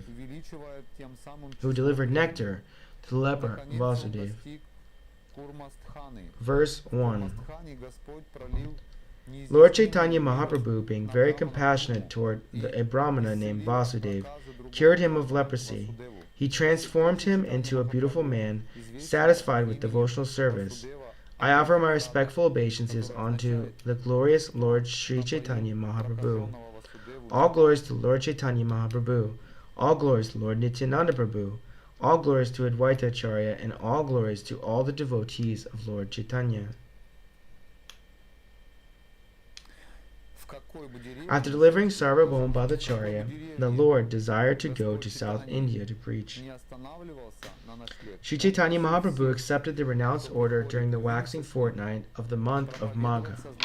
During the following month, Palguna, he went to the Jagannath Puri and resided there. At the end of the month of Palguna, he witnessed the Dola Yatra ceremony, and in his usual ecstatic love of God, he chanted and danced in various ways on the occasion. During the month of Chaitra, while living at Jagannath Puri, the Lord delivered Sarvabhauma Bhattacharya at the beginning of the next month, Vishakha. He decided to go to South India. Sri Chaitanya Mahaprabhu called all his devotees together, and holding them by the hand, humbly informed them, "You are all more dear to me than my life. I can give up my life, but to give you up is difficult for me. You are all my friends, and you have properly executed the duties of friends by bringing me here to Jagannath Puri and giving me the chance to see Lord Jagannath in the temple. I now beg all of you for one bit of charity. Please give me permission to leave for a tour of South India. I shall go to search out Vishvarup. Please forgive me, but I want to go alone. I do not wish to take anyone with me. Until I return from Setubanda, all of you, dear friends, should remain at Jagannath Puri." Knowing everything, Sri Chaitanya Mahaprabhu was aware that Vishvarup had already passed away. A pretense of ignorance was necessary, however, so that he could go to South India and liberate the people there. Upon hearing this message from Sri Chaitanya Mahaprabhu, all the devotees became very unhappy and remained silent and sullen with sullen faces. Nityananda Prabhu then said, "How is it possible for you to go alone? Who can tolerate this? Let one of us go with you, otherwise you may fall into the clutches of thieves and rogues along the way. They may be whomever you like, but 2 persons should go with you. Indeed, I know all the paths to the different places of pilgrimage in South India. Just order me, and I shall go with you." The Lord replied, "I am simply a dancer, and you are the wire puller. However, you pull the wires to make me dance. I shall dance in that way." After accepting the sannyas order, I decided to go to Vrindavan. But you took me instead to the house of Advaita Prabhu. While on the way to Jagannath Puri, you broke my sannyas staff. I know that all of you have great affection for me, but such things disturb my activities. Я никого не хочу брать с собой. Дорогие друзья, Jagadananda wants me to enjoy bodily sense gratification, and out of fear I do whatever he tells me. If I sometimes do something against his desire, out of anger he will not talk to me for 3 days.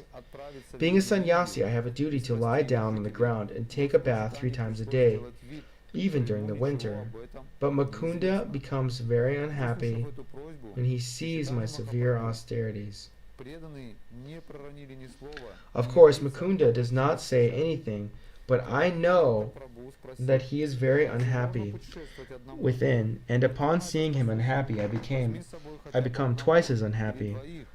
Although I am in the renounced order of life, and Damodar is the brahmachari, he still keeps a stick in his hand just to educate me. According to Damodar, I am still a neophyte as far as social etiquette is concerned. Therefore, he does not like my independent nature. Damodar Pandit and others are more advanced in receiving the mercy of Lord Krishna. Therefore, they are independent of public opinion. As such, they want me to enjoy the sense gratification, even though it be unethical. But since I am a poor sannyasi, I cannot abandon the duty of the renounced order, and therefore I follow them strictly. You should all therefore remain here in the Nilachala for some days while I tour the sacred place of pilgrimage alone. Actually, the Lord was controlled by the good qualities of his devotees. On the pretense of attributing faults, he tasted all these qualities. No one can properly describe Lord Sri Caitanya Mahaprabhu's affection for his devotees. He always tolerated all kinds of personal unhappiness resulting from his acceptance of the renounced order of life. The regulative principles observed by Caitanya Mahaprabhu were sometimes intolerable, and all the devotees became greatly affected by them.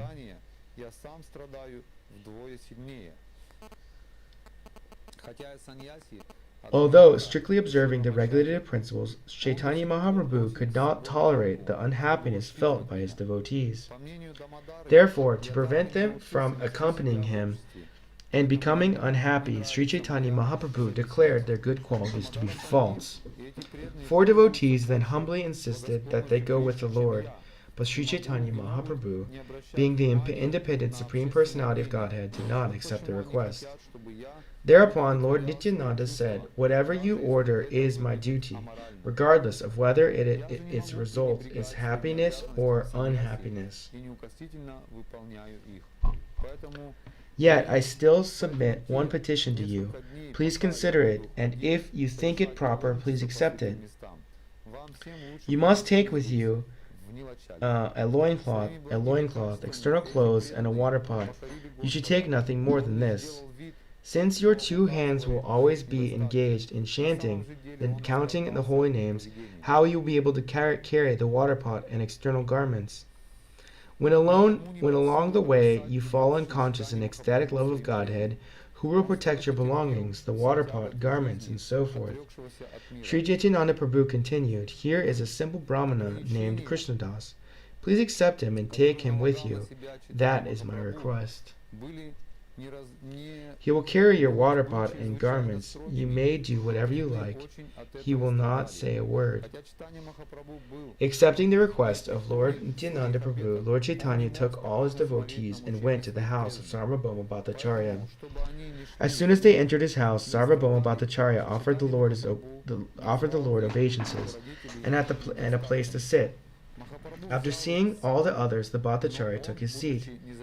After they had discussed various topics about the Lord Krishna, Sri Caitanya Mahaprabhu informed Sarvabhauma Bhattacharya, "I have come to your place just to receive your order. My elder brother Vishvarup has taken sannyas and gone to South India. I must go to search for him. Please permit me to go, for I must tour South India. With your permission, I shall soon return, very happy."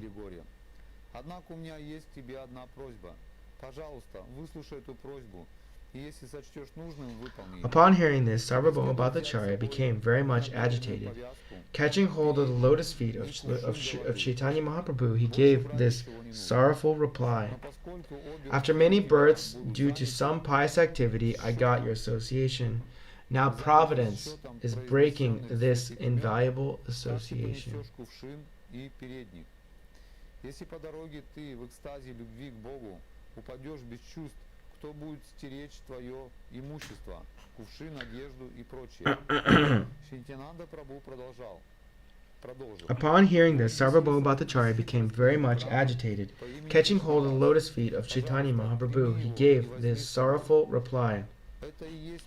After many births, due to some pious activity, I got your association. Now Providence is breaking this invaluable association.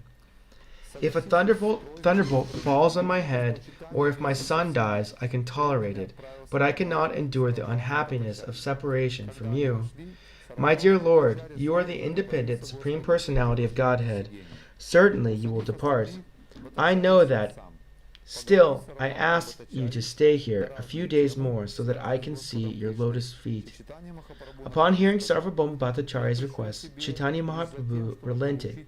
He stayed a few days longer and did not depart. The Bhattacharya eagerly invited Lord Chaitanya Mahaprabhu to his home and fed him very nicely.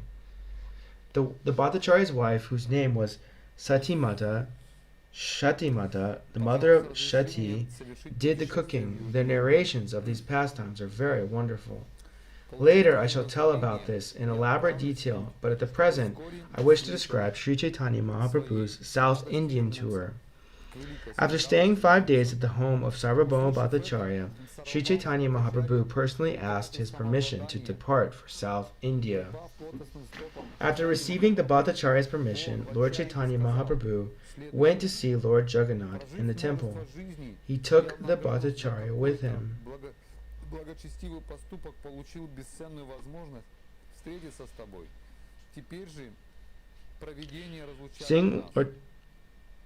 Seeing Lord Jagannath, Sri Chaitanya Mahaprabhu also begged his permission. The priest then immediately delivered prasadam in a garland to Lord Chaitanya. Thus receiving Jagannath's permission in the form of a garland, Sri Chaitanya Mahaprabhu offered obeisances, and then, in great jubilation, he prepared to depart for South India. Accompanied by his personal associates and Sarvabhauma Bhattacharya, Sri Chaitanya Mahaprabhu circumambulated the altar of Jagannath. The Lord then departed on his South Indian tour. While the Lord was going along the path to Alalanath, which was located on the seashore, Sarvabhauma Bhattacharya gave the following orders to Gopinathacharya. Bring the 4 sets of loincloths and outer garments I keep at home, and also some prasadam of Lord Jagannath. You may carry these things with the help of some brahmana. While Lord Sri Chaitanya Mahaprabhu was departing, Sarvabhauma Bhattacharya submitted the following at his lotus feet. My Lord, I have one final request that I hope you will kindly fulfill. In the town of Vijayanagara, on the bank of Godavari, there is a responsible government officer named Ramananda Roy. Please do not neglect him, thinking he belongs to a Shudra family engaged in material activities. It is my request that you meet him without fail. Sarvabhauma Bhattacharya continued, Ramananda Roy is a fit person to associate with you. No other devotee can compare with him in knowledge of the transcendental mellows. He is a most learned scholar as well as an expert in devotional mellows. Actually, he is most exalted, and if you talk with him, you will see how glorious he is. I could not realize when I first spoke with Ramananda Rai that his topics and endeavors were all transcendentally uncommon. I made fun of him simply because he was a Vaishnav. The Bhattacharya said, by your mercy I can now understand the truth about Ramananda Roy. In talking with him, you also will acknowledge his greatness. Lord Sri Chaitanya Mahaprabhu accepted Sarvabhauma Bhattacharya's request that he meet Ramananda Roy. Bidding Sarvabhauma farewell, the Lord embraced him. Sri Chaitanya Mahaprabhu asked the Bhattacharya to bless him while he engaged in devotional service of Lord Krishna at home, so that Sarvabhauma's mercy of the Lord could return to Jagannath Puri. Saying this, Sri Caitanya Mahaprabhu departed on his tour, and Sarvabhauma Bhattacharya immediately fainted and fell to the ground. Although Sarvabhauma Bhattacharya followed Sri Caitanya Mahaprabhu, он очень возвышен духом, и если ты побеседуешь с ним, то увидишь его величие. Во время своей первой встречи с Раманандой Раем я не понял, что все его слова и поступки необычайны и трансцендентны. Я поднял его на смех. Although Sarvabhauma Bhattacharya fainted, Sri Caitanya Mahaprabhu did not take notice of him. Rather, he left quickly. Who could understand the mind and intention of Sri Caitanya Mahaprabhu? This is the nature of the mind of an uncommon personality. Sometimes it is soft like a flower, but sometimes it is as hard as a thunderbolt. The hearts of those above common behavior are sometimes harder than the thunderbolt, and sometimes softer than a flower. How can one accommodate such contradictions in great personalities? Lord Nityananda Prabhu raised Sarvabhauma Bhattacharya, and with the help of his men, saw him to his home. Immediately all the devotees came and partook of Sri Caitanya Mahaprabhu's company. Afterwards, Gopinathacharya came with the garments and prasadam. All the devotees followed Sri Caitanya Mahaprabhu to a place known as Alalanath. There they all offered respects and various prayers. In great ecstasy, Sri Caitanya Mahaprabhu danced and chanted for some time. Indeed, all the neighbors came to see him. All around Sri Caitanya Mahaprabhu, who is also known as Gaurahari, people began to shout at the holy name of Hari. Lord Chaitanya, immersed him in his usual ecstasy of love, danced in the midst of them. The body of Sri Caitanya Mahaprabhu was naturally very beautiful. It was like molten gold dressed in saffron cloth. Indeed, he was most beautiful for being ornamented with the ecstatic symptoms which he caused his bodily hair to stand on end, tears to well up in his eyes, and his body to tremble and perspire all over. Everyone present was astonished to see Sri Caitanya Mahaprabhu's dancing and his bodily transformations. Whoever came did not want to return home. Everyone, including children, old men, and women, began to dance and chant the holy names of Sri Krishna and Gopal. In this way, they all floated in the ocean of love of Godhead. Upon seeing the chanting and dancing of Lord Sri Caitanya Mahaprabhu, Lord Nityananda predicted that later there would be dancing and the chanting in every village.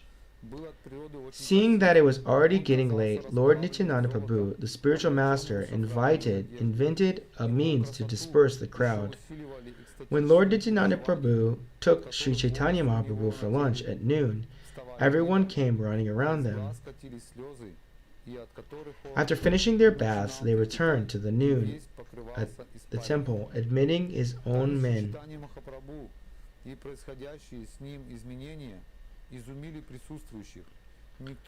After finishing their baths, they returned to the noon to the temple, admitting his own men. Sri Nityananda Prabhu closed the outside door. Gopinathacharya then brought prasadam for the two lords to eat, and after they had eaten the remnants of food, they were distributed to all the devotees. Hearing about this, everyone there came to the outside door and began chanting the holy name Hari Hari. Thus there was a tumultuous sound. After lunch, Sri Caitanya Mahaprabhu made them open the door. In this way, everyone received his audience with great pleasure. The people came and went until evening, and all of them became Vaishnava devotees and began to chant and dance. Sri Caitanya Mahaprabhu then passed the night there and discussed the pastimes of Lord Krishna with his devotees with great pleasure. The next morning, after taking his bath, Sri Caitanya Mahaprabhu started on his South Indian tour. He bade farewell to the devotees by embracing them. Although they all fell to the ground unconscious, the Lord did not turn to see them but proceeded onward. In separation, the Lord became very much perturbed. He walked on unhappily. His servant Krishnadas, who was carrying his water pot, followed behind. All the devotees remained there and fasted, and the next day they all unhappily returned to Jagannath Puri. Almost like a mad lion, Lord Sri Caitanya Mahaprabhu went on his tour, filled with ecstatic love, and performed Sankirtan, chanting Krishna's names as follows. The Lord chanted, Krishna, Krishna, Krishna, Krishna, Krishna, Krishna, Krishna, Hey, Krishna, Krishna, Krishna, Krishna, Krishna, Krishna, Krishna, Hey, Raksh, Krishna, Krishna, Krishna, Krishna, Krishna, Krishna, Raksha, Mam, Krishna, Krishna, Krishna, Krishna, Krishna, Krishna, Pahimam. That is, O Lord Krishna, please protect me, and maintain me. And also chanted Rama Raghava, Rama Raghava, Rama Raghava, Raksha Mam, Krishna Keshava, Krishna Keshava, Krishna Keshava, Pahi Mam. That is, O Lord Rama, descendant of Raghu, please protect me. O Krishna, O Keshava, killer of the Keshi demon, please maintain me.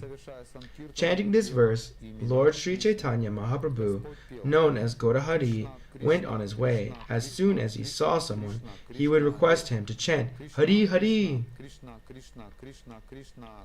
Whoever heard Lord Chaitanya Mahaprabhu chant Hari Hari also chanted the holy name of Lord Hari and Krishna. In this way, they all followed the Lord, very eager to see him. After some time, the Lord would embrace these people and bid them return home, having invested each of them with spiritual potency. Each of these empowered persons would return to his own village, always chanting the holy name of Krishna, and sometimes laughing and crying and dancing. Such an empowered person would request everyone and anyone, whomever he saw, to chant the holy name of Krishna. In this way, all the villagers would also become devotees of the Supreme Personality of Godhead. People from different villages who came to see such an empowered individual would become like him simply by seeing him and receiving the mercy of his glance. When each of these newly empowered individuals returned to his own village, he also converted the villagers into devotees. And when others came from different villages to see him, they were also converted. In this way, as an empowered man went from one village to another, all the people of South India became devotees. Thus, many hundreds of people became Vaishnavas when they passed the Lord on the way and were embraced by him. In whatever village Sri Chaitanya Mahaprabhu stayed to accept alms, many people came to see him.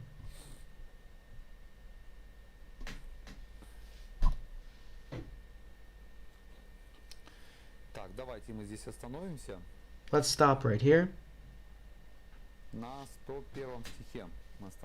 On 107.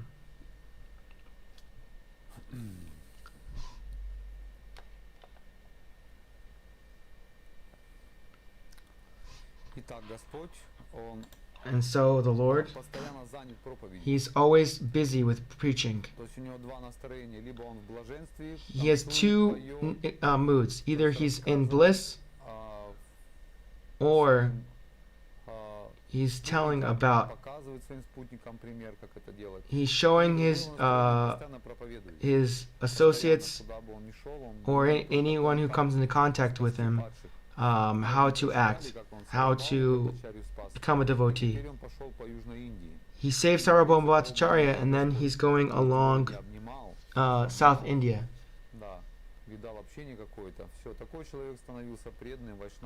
He would hug people and give them his association and they would become devotees. This is a sign of a devotee. He knows how to preach, even right now. He's preaching. He's preaching, but why should, or what else is the reason for living? There's no other reason to live in this world. And here, Lord Chaitanya is giving His mercy to His devotees. He's giving them spiritual strength to preach. He's giving them the mercy to preach. We're hearing about the the life of the Lord and how short our lives are. We're in the very beginning of His life. He was a little baby running around, then a child, and now He's preaching, and not so long He's going to leave this world. And also, our lives are very similar. We're going to be here for a short time, and then we're going to have to leave. We have to understand what is our state of consciousness and how we are right now, and we should be able to pass this final exam to save Krishna consciousness in the last moment of life.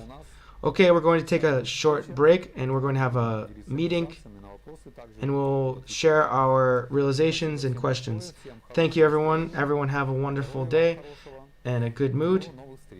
Until our next meetings.